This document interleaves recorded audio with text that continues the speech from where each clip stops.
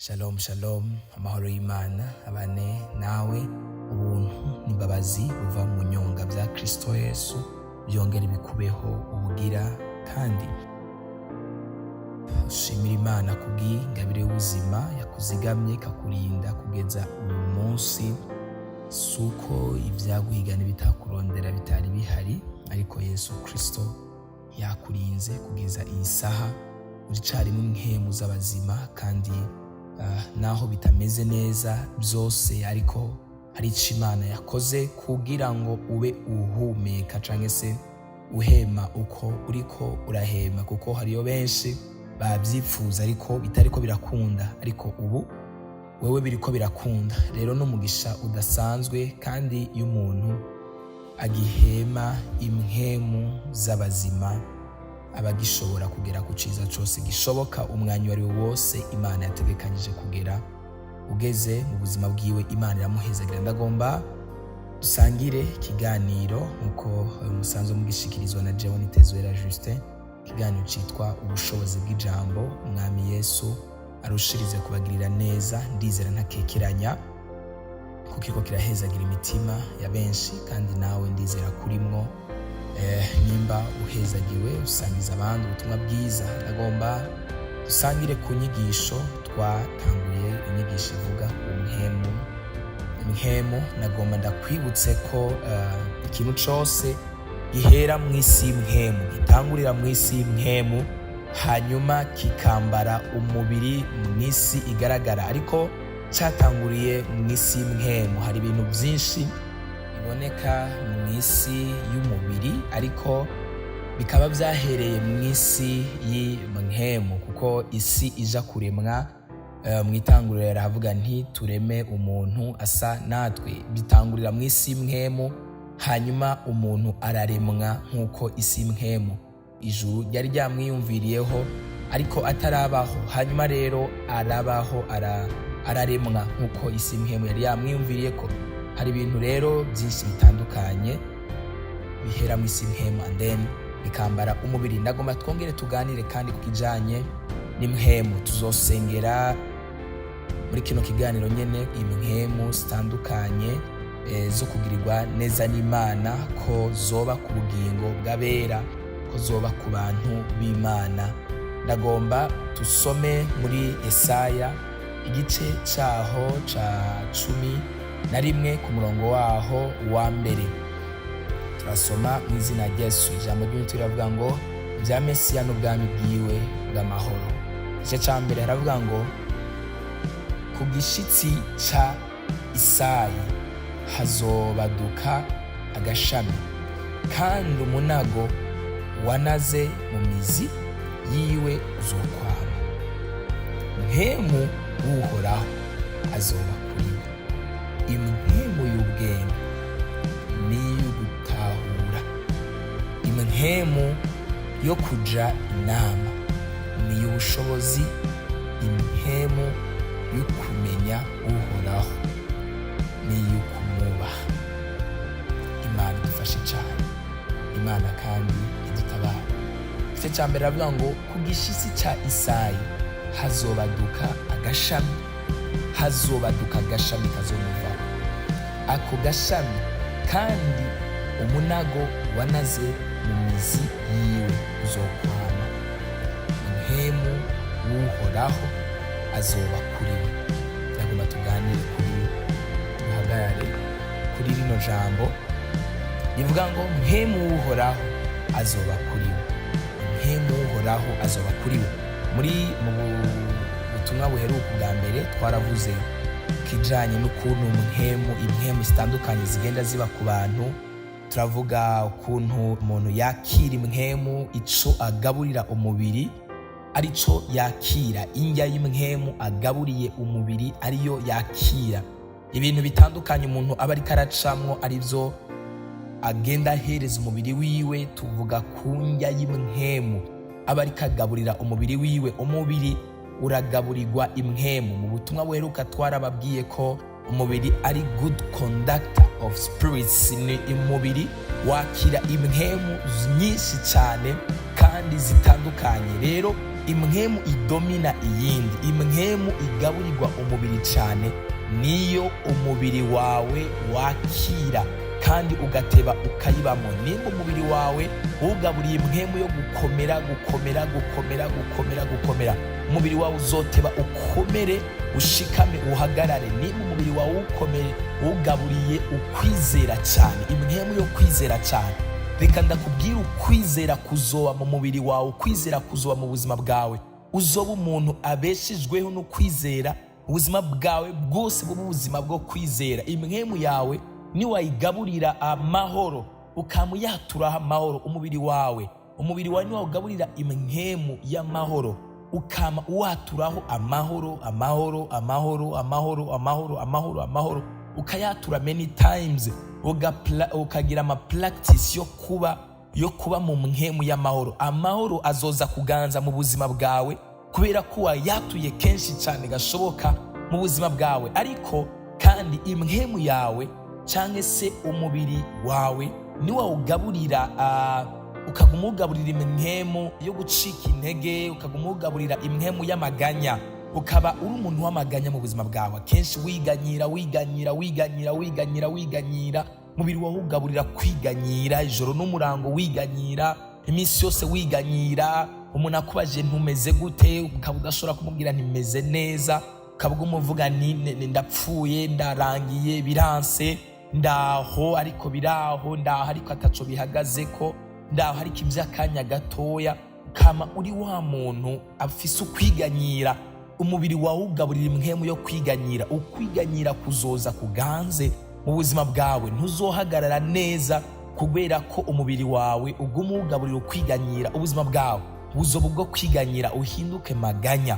Ariko nagira mvuge kuri ino jambo duhagaze ko rivuga ngo umunago wanaze mu mizi yiwe uzokwama. Mpwemu Uhoraho azoba kuri we, mpwemu Uhoraho azoba kuri we, mpwemu Uhoraho azoba kuri we. Impwemu y'ubwenge n'iy'ugutahura. Ndagomba mu ntahure gatoya kuri ino jambo. Hari ikintu cyose, ibintu byinshi cyane gose, ni impwemu iba ku muntu. Urashobora kugira impwemu y'ubwenge iba ku buzima bwawe, ku buryo ubwenge kiba ikintu kiri naturel ku buzima bwawe, ubwenge kikaba ikintu kiri nature ku buzima bwawe. Urashobora kugira impwemu yo guca bugufi, abantu bose bakaba bakuzi ko uri umuntu uca bugufi. Hari impwemu yo guca bugufi wagaburiye ubuzima bwawe, iza ku buzima bwawe. Iyo mpwemu yo guca bugufi itangura kuganza. Impwemu y'amahoro irashobora kuba ku buzima bw'umuntu. Impwemu y'amahoro ikaganza umubiri w'umuntu, ikawuganza ku buryo umuntu naho wogerageza kumubuza amahoro gute, ku buryo umuntu nubwo wogerageza kumubuza umwidegemvyo gute, uwo muntu yamana amahoro kubera ko impwemu y'amahoro iri ku buzima bwiwe. Ndagusengeye mu izina rya Yesu Kristo, impwemu y'amahoro ibe ku buzima bwawe. Urashobora kubaho udafise impwemu y'ubwenge kandi ntunayigaburire n'ubuzima bwawe mu buryo bw'amasengesho ngo winginge Imana iguhe ingabire y'ubwenge. Salomo, Imana yamugendereye mwishurirwa mu ndoto asinziriye. Imana iramubaza ni ndaguhereza iki? Asaba Imana ingabire y'ubwenge, ko impwemu y'ubwenge imuzako. Ingabire ubwenge is a gift. Ingabire ubwenge ni ingabire, ni impano iza ku buzima bw'umuntu.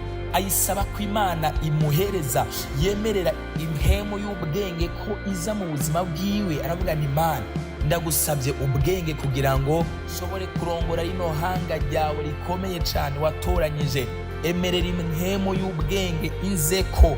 Impwemu y'ubwenge iza kuri Salomo. Ndakwinginze cyane usenge winginga Imana kwiguhereza impwemu y'ubwenge. Mpwemu Uhoraho azoba kuri we, impwemu y'ubwenge n'iy'ugutahura, impwemu yo kuja inama n'iy'ubushobozi, impwemu y'ukumenya Uhoraho. Hari abantu benshi badafise impwemu yo kumenya no gutahura Uhoraho. Ibyo abakorera babona gusa mistakes, babona gusa ibitarakoreka n'ibitarakunda. Imana iguhereze impwemu yo kuyitahura no kuyimenya, impwemu y'ubwenge, impwemu ikuzeko. Nagomba kugerageza kukumvisha ko ibintu byinshi biza mu mibiri yacu ariko ari impwemu twayemereye, twakiriye swat impwemu ivuye ku Mana, swat impwemu ivuye ku Uhoraho, cyangwa se tukemerera imibiri yacu ko yakira impwemu zivuye ku mwansi Satani. Hari impwemu ziva ku Mana n'impwemu ziri demonic, hari impwemu ziri spiritual mu buryo butandukanye, hari impwemu zima ariko n'impwemu z'abadayimoni. Rero imibiri yacu irakira izo mpwemu zose, ariko iyo twemereye kuza mu buzima bwacu niyo ifata ikibanza. Uyu munsi Imana ishobora gushira impwemu y'Uhoraho, impwemu yo kugoroka muri wewe, ariko Satani akakubibiramwo ugwamfu, akakubibiramwo impwemu itandukanye mu buzima bwawe, bigatuma impwemu y'Imana idahagarara neza. Cyo gituma birivuga ngo nkunda bankunda kandi abandondera ubudahumeka bazombona. Uhoraho ashobora kuguhereza impwemu yiwe ugasanga Satani arakubibiyemo uburo, ntago ishoboye guhagarara neza kuko utarondeye mu nyonga z'Imana. Ugwanirire kuguma ugaburira umubiri wawe impwemu nziza. Uyu munsi ugasanga uri kugaburira, urakijijwe, uragororotse, uratunganye, ariko hari ibintu Satani ariko ararekura mu buzima bwawe. Uri kuragaburira umutima wawe, hari indi idatunganye, Satani akakugaburira impwemu mbi. Gahini na Abeli bararemwe bashigwa mu itongo bavuye kuri Adamu na Eva, ariko Imana irabahereza amahoro, Imana ibashyira mu itongo ryiza, ariko Satani arabatera muri iryo tongo. Imana ishobora kuba yaraguhaye impwemu yayo, ariko Satani akaba ari karagutera mu buzima bwawe, Satani akaba ari karakwinjirira mu bugingo bwawe, Satani akaba ari karabiba impwemu mbi mu buzima bwawe. Ntiwemerere impwemu ihumanye ko yinjira mu buzima bwawe. Hari impwemu y'Uhoraho, hari impwemu y'ubwenge, hari impwemu yo gutahura, hari impwemu y'iterambere. Imana reka ibibe ubugira kandi mu buzima bwawe, kandi fata ikibanza, iganze umutima wawe. Spirit of prosperity ibe mu buzima bwawe mu izina rya Yesu Kristo. Abadayimoni ntibaronke ikibanza, abadayimoni ntibaronke place, abadayimoni ntibaronke aho bacumbika mu buzima bwawe. Ntiwemerere Satani ko afata ikibanza na gatoya mu buzima bwawe. Impwemu ihumanye ntuyemerere ko iza mu buzima bwawe. Wemerere ko Imana ishira impwemu itunganye kandi igororotse mu buzima bwawe, hanyuma itangure kukurongora kandi ikuganze, kandi iyo mpwemu iguhe gukomera no guhagarara no gushikama nk'uko yategereza gushikama. Yesu aguhezagire cyane. Ngomba rero sengere impwemu y'Uhoraho kuba mu buzima bwawe. Ninginga Imana ikweze kandi gutunganye, ibabarira umutima wawe aho wacumuye, aho wakoze ibyaha bitandukanye. Imana ikugirire ikigongwe, Imana ikweze, hanyuma mpwemu w'Uhoraho aze mu buzima bwawe, ikiganza cy'Uhoraho kize mu buzima bwawe, amahoro y'Uhoraho aze mu buzima bwawe. Ariko ngoma senge ninginge mpwemu y'Uhoraho y'umunezero ibe mu bugingo bwawe. Satani yaragutwaye umunezero, Satani yagutwaye amahoro, Satani yagutwaye itunga, yagutwaye umugisha, yakubibiye ugwamfu mu butunzi bwawe.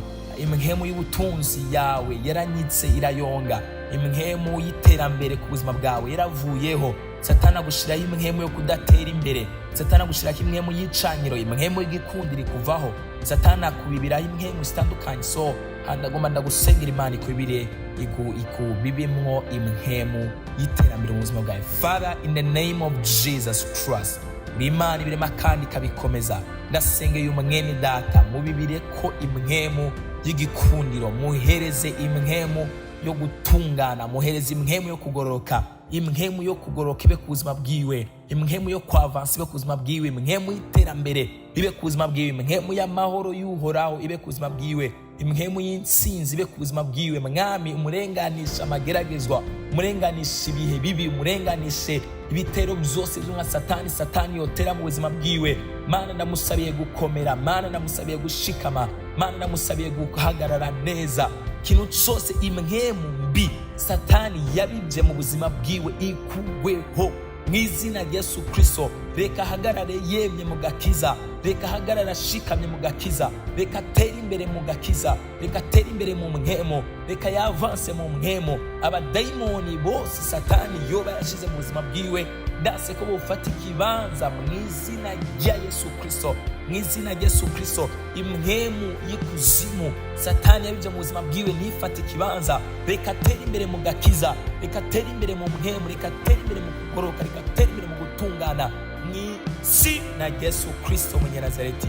Mana, uko amasaha arengana arushirize gutungana no kugoroka mu izina ryawe ryera twizeye kandi twizigiye, amen. Yesu akugirire neza kandi aguhezagire cyane. Nimba wahezagiwe, usangiza abantu ubutumwa bwiza bashobore kuhezagirwa na buno butumwa bwiza. Jewe mwariko muraganira rino jambo ry'Imana, nitwa Nitezwera Justin. Umugisha w'Imana, amahoro ya Kristo Yesu bibe kuri mwebwe.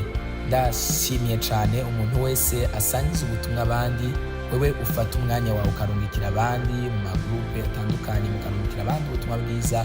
Nimba wahezagiwe, ntiwemere guhezagirwa wenyine, uhereze n'abagenzi bawe bashobore guhezagirwa n'ubutumwa bwiza. Imana ikugirire neza kandi Yesu aguhezagire cyane. Umugisha uva kuri Kristo Yesu ubane namwe. Ndashimye cyane abantu bose bagira icyo bakoze ku bwa Power of the World, abashigikira buno butumwa bwiza mu buryo butandukanye. Yesu Kristo abahezagire kandi umwami w'amahoro abahereze umugisha. Mugire umugisha wa Kristo Yesu. Yesu Kristo